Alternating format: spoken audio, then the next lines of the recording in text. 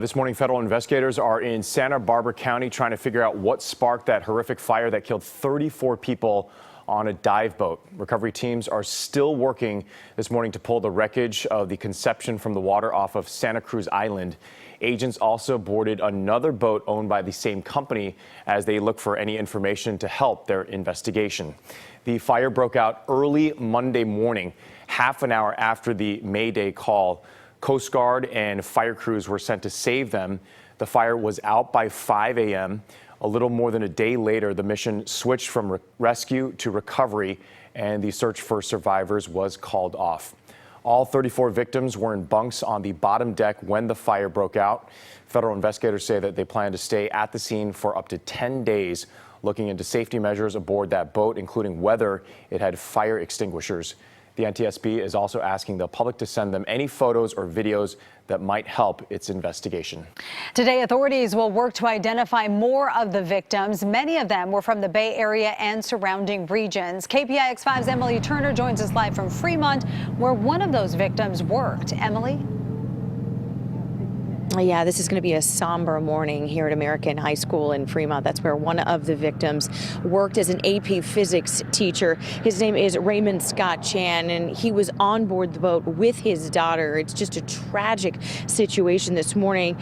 His daughter was named Kendra. She's a marine biologist. He even posted a picture. In fact, his last Facebook post was of him diving, with a post saying, quote, "My daughter lives in Ventura. It's my excuse to visit her." She, of course, was also on board the boat, a marine biologist living in Ventura.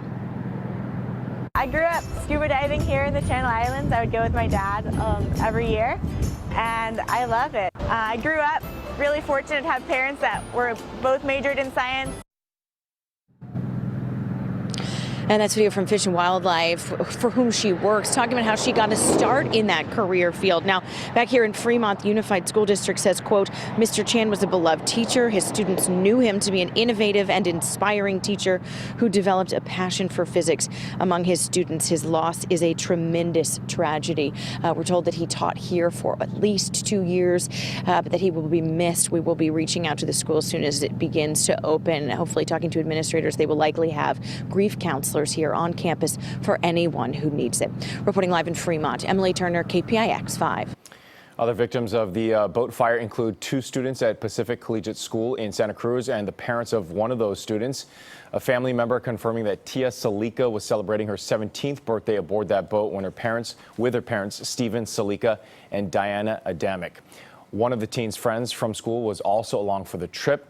Stephen Salika and another victim worked at Apple. Stay with KPIX 5 for all the latest developments in the dive boat tragedy. You can get updates anytime on our website, kpix.com.